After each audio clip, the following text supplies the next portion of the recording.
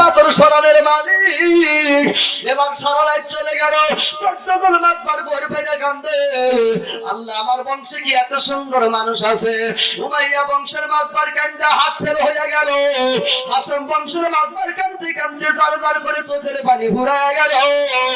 ও বাদান 14টা বংশের মাতবার how how করে মসজিদের ভিতরে কান্দে, কান্দতে কান্দতে আল্লাহর কাছে ডাকে। উমাইয়া বাদান নিজেও ডাকে, হরিদেব মুগিরা নিজেও ডাকে, ডাকতে ডাকতে বাজান খেজুর গাছের ডালে পাখিগুলি কিচিমিচি করে। 14 জন মাতবার কয় কার কপাল বুঝি ভালো রে, আজকে যেই বেটা মসজিদে ঢুকবে সেই হবে জান্নাতি মানুষ। এইটা চিন্তা ভাবনা করিয়া খেজুর গাছে যখন পাখিগুলি কিচিমিচি করে, মাতবার গুলি একবার আল্লাহ কয় আবার বারান্দা দিয়ে তাকায়, মানুষ নাই, আবার আল্লাহ কয় আবার বারান্দা দিয়ে তাকায়। বারে বারে আল্লাহ আল্লাহ করে দেখতে দেখতে কানতে কানতে বাজান লক্ষ্য করে দেখে একটা লোক গভীর রাত্রিতে বাজান শেষ রাত্রে একবারে পাখি ডাকার সাথে ধীরে ধীরে বাজান মুক্তার ঘরের দিকে আসতেছে। উমাইয়া বংশের লোক দরজার কাছে দাঁড়াইছে, জানালার কাছে দাঁড়ায় গেছে, মনে হয় আমার বংশের লোক। 14টা বংশের লোক খুশি হয়ে গেছে। শাসাইতে রাধার ভোরে বাগান চেনা যায় না, খালি মানুষ তাই দেখা যায়, ঠিকই না ঠিক? চেহারাতে বোঝা যায় নাকি আসতেছে।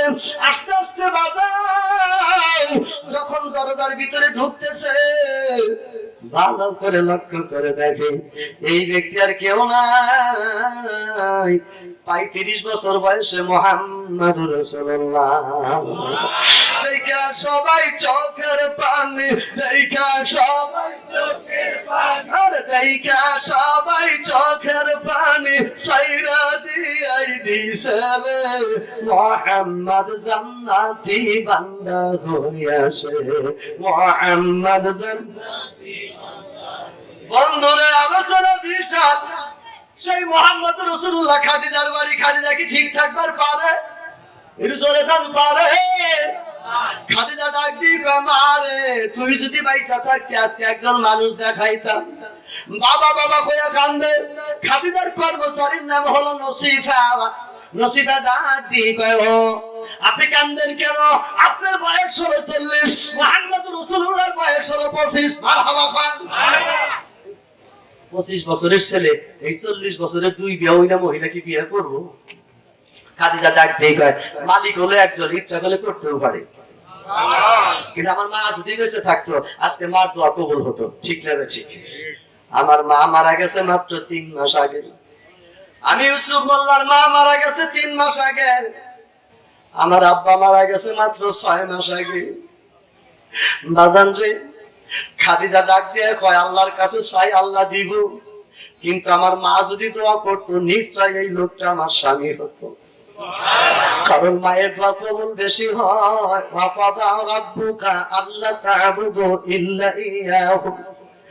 আল্লাহ কোরআনে বলছেন আমি আল্লাহর পরে তোমার মা বাবারে ভালোবাসো।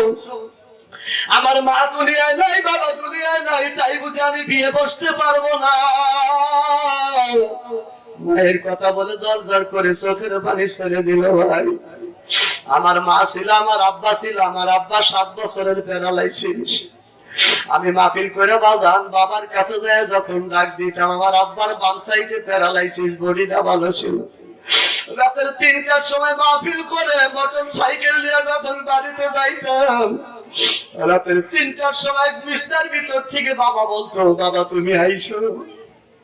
আমার বোর ঘর দরজায় যা ধাক্কাইতাম, দরজা খোল, বউ চেতন পাইতো না, আব্বা ঠিকই চেতন পাইছে। আমি লক্ষ্য করে দেখি আব্বা বিছনার থেকে কথা বলে, আমার আঙ্গিনা এই আঙ্গিনা, আব্বার হলো এই ঘর, আমার ঘর হলো এই ঘর। আমি অন্ধকারে লক্ষ্য করে দেখি ঘরের দরজা খুলে অন্ধকারে মা আমার কাছে দাঁড়ায় গেছে। আব্বা বিছান থেকে কথা বলছে, মা তার আগে আমার কাছে আইছে। বাজান রে, আমি যখন চাঁদমোহরে মাহফিল করতেছিলাম, মাহফিল আমার 1 ঘন্টা 45 মিনিট হয়ে গেছে। ইতিমধ্যে আমার মেজো ভাই ফোন দিল, মোল্লা তুমি কোন জায়গায়? আমি বললাম ভাই চাটমোহর চোর বাংলা বাজারে ওয়াজ করতেছি, ভাই তুমি কি খবর পাইছাও তোমার দরদের মা দুনিয়ায় নাই? মাহফিল করা অবস্থায় 1 ঘন্টা 45 মিনিটের সময় আমার কালে খবর গেল ভাই। আমি মাহফিলে দোয়া নিলাম, 2টা কথাও বলার মতো ক্ষমতা রইল না। আমি গাড়িতে উঠে বাবার মোটর সাইকেল টান লাগাইলাম, রাতের 12:45 বাজে। আইসা দেখি আমার জনম দুঃখিনী মা মৃত্যু অবস্থায় ঘুমায় আছে। আব্বারে ডাক দিয়ে বললাম, আব্বা মা মারা গেল, তুমি কি আমার ফোন দিলে না? ডাক দিয়ে কয়, বাদাম তোর মা যে মারা যাবে আমি ভাবি না। একটা বার ডাক দিয়ে বললো, স্বামী রে আমি যদি মারা যাই আমার ইউসুফ যেন আমার জানাজা করে, আমার ইউসুফ বললে যেন আমার কবরে নামায়। আমি বললাম, আব্বা আমার তো আরো 4টা ভাই আছে, ওদের কথা কেন বললো না? আব্বা কান্দে আর কয়, বাবা তোর বয়স যখন 3 বছর, চুলার মধ্যে পইরা তার হাঁটু পর্যন্ত পাও পইরা গেছিল রে বাবা। টাঙ্গাইল সিরাজ ডাক্তারের কাছে নিয়ে গেলাম, সিরাজ ডাক্তার কয় ছেলে বাঁচবে না। কত ডাক্তারের কাছে নিলাম, ডাক্তার কয় বাঁচবে না, পাও পুইরা হাড্ডি ভরা গেছে, ছেলে ধীরে ধীরে মারা যাবে। 1 মাস নয় 2 মাস নয় 3 মাস পর্যন্ত তোর মা মুসুরি টানে মাটির ভিতরে মাইজের ভিতরে ঘুমায় থাকে। আমার কাছে যখন ঘুমায় না আমি রাগ করে বলছিলাম, ছেলে মারা গেলে ছেলে পাওয়া যাবে, তোর কি স্বামীর প্রতি দরদ হয় না? এই পোড়া ছেলে নিয়ে তুই থাকিস। ওই সময় তোর মায় বলছিল, স্বামী তুমি আমারে তালাক দিতে পারো, বাড়ির থেকে নামা দিতে পারো, যেই ছেলে বুকের দুধ চাই না খাও আমার মা বলে ডাকে, আমি তোমার বাদ ছাড়তে পারি কিন্তু আমি ছেলেরে মারতে পারবো না। সকালবেলা তোর মায়ের দেখি তোরে কোলে কইরা নিয়ে মসজিদের বারান্দার সামনে যা তুই চোখের বাড়ি ছাইরা দিছে। আমি বললাম, তুমি এই জায়গায় কান্দে গেলে? এবার তোর মায় মোনাজাত করে বলতেছে, আল্লাহ আমার ছেলে ইউসুফ 2টা পাও পুড়ে গেছে, স্বামী আমারে তালাক দেয়, মাওলা তুমি যদি আমার ছেলেরে বাঁচাও আমি এই ছেলেটা তোমার ইসলাম ধর্মে দান করে দেব, তোমার কোরআনের শিক্ষা দিব, আমি আর কোন জায়গায় দিব না।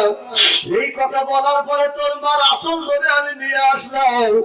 সেই তোর মা মরতে গেলা বইলে গেল, ইউসুফরে দিয়ে জানাজা করায়, ইউসুফকে দিয়ে কবরে নামায় দিও। আমার এই ইউসুফ যেই জায়গায় থাকবে ফোন দিয়ে তুমি নিয়ে আইসো। ও মা জানবা আমার দুনিয়ায় নাই, মার জানাজা করে কবরে দিয়ে আসি। বন্ধরে আমার আজকে 12 লক্ষ টাকা দিয়ে প্রাইভেট কার গাড়ি হয়ে গেছে আমার। আমি গাড়িটা কিনা যখন গ্রামে চলে গেলাম, আমার গ্রামের চাচিরা মামিরা যারা আছে সমস্ত মানুষগুলি দৌড়ায় চলে আসলো। কেউ গাড়িতে সরে, কেউ নামে, কেউ গাড়িতে সরে। একজন কয়, ইউসুফ সাইকেল দিয়ে স্কুল আজকে 12 লক্ষ টাকার গাড়ি। আর একজন ডাক দিয়ে কয়, হাইরে ইউসুফের মাও কি দোয়া করছিল তুমি? তোমার ছেলে আজকে প্রাইভেট কার দিয়ে সারা বাংলাদেশ ঘুরবে, তুমি কি এক নজর দেখতে পারলা না? এই কথা শোনার সঙ্গে সঙ্গে আমি আর গাড়ির কাছে থাকতে পারলাম না। ঘরের ভিতরে যাই কপাল দিয়া চিৎকার মেরে কাঁদতে আর করবো। সারাটা দেশ মোটর সাইকেল দিয়ে ওয়াজ করলাম। মা তুমি কত চিন্তা করছো, আজকে প্রাইভেট কার এসিডিসি করা এয়ার কন্ডিশন গাড়ি মা আমি তোরে দেখাইতে পারলাম না রে মা। তোর দোয়া আল্লাহ আমার এত উপরে নিয়ে গেল মা, তুই আজকে কবরে ঘুমায় গেলি। এমন দরদি কত মানুষের আছে, লক্ষ টাকার মানুষ না দুনিয়ায় নাই। এমনও ভাই আছেন দিন 1000 2000 টাকা কামাই করেন, বন্ধু বান্ধব দিয়ে খান, মা দুনিয়া নাই। বাবার সঙ্গে দাঁড়ায় বাবারে একটা লুঙ্গি কিনা দিবেন, বাবা দুনিয়ায় নাই। আজকে ভাই তোমার লক্ষ লক্ষ টাকা মানুষ এইখানে বন্ধু বান্ধবের ছেলে মেলেই খাবে, তুই তো বাবার ছেলে, তুই তোমার ছেলে, তাদের মুখে কি দিবি বাজান বল? এই আল্লাহর ঘর ইব্রাহিম খলিলুল্লাহর হাতের পাথর মারা বাবা, এই আল্লাহর ঘর সাপুয়া মারোয়ার পাহাড়ের পাথর ধরে কোন ঠিক কিনা? এই ঘরে যদি তোমার মতো মানুষ মার জন্য যদি 10টা 100 1000 10,000 টাকাও দেয়, সৌদি আরবের কোরআন শরীফ আমার সামনে বাজান, কোরআনের কসম করে বলি, এই টাকা দান করার সঙ্গে সঙ্গে মক্কার ঘরে যাবে, মক্কার ঘর ধমক দিয়া বাজান বাইতুল মামুরে পাঠায় দিবে, এই দানগুলি সরাসরি মাওলার দরবারে জমা হবে। ও বাজান, সাইদুল মাওলার সাথে তর্ক করবে মনে আছে? খাদিজা একটা প্ল্যান করছে, এটাও বলবো, তবে মা দরদি বাবার দরদি, এতে ইব্রাহিম খলিলুল্লাহর পুরাতন ভালো আছে বাজান, এর নিচে আছে ইব্রাহিম খলিলুল্লাহ সাপুয়া মারোয়া পাহাড়ের পাথর। এমন একটা ভাই সাব ভাই, মা বাবা দুনিয়ায় নাই 10,000 টাকা দেবেন, এমন একটা ভাই সাব 5,000 টাকা দিবেন, পর্দার আড়ালের মা আছেন 500 200 100, এমন কোন যুবক ভাই আছেন 500 টাকা, মাত্র 10 মিনিট বাজান দয়া করে আমারে দিবেন, এই 5 বেতর ইব্রাহিম খলিলুল্লাহর মসজিদ থেকে মেরামত করার জন্য। মা কবরে আছে, বাবা কবরে আছে, এমন কোন দরদি আছেন 50 100 টাকা, 1 মিনিট দেরি করবেন না, এই জায়গায় টেবিলে রাখেন। ও বাজান টাইম আমার নাই, আমার এক মুরব্বি দিয়েছেন টাকা, এখানে একটা রুমাল দাও বন্ধু, রুমালের উপরে রাখো, তাড়াতাড়ি আসো, আল্লাহ দান খানা কবুল করো। মাও কান্দে বাবা কান্দে, আমার এক মুরব্বি বাবাজি দিয়েছেন টাকা, আল্লাহ দান করো। একটা মানুষও নড়বেন না সরবেন না, মাত্র 10 মিনিট টাইম বাজান 5 বেতর এই মসজিদের জন্য। ইব্রাহিম খলিলুল্লাহ জান্নাতের পাথর কে দেবেন ভাই, তাড়াতাড়ি আসেন, ডাক দিয়ে।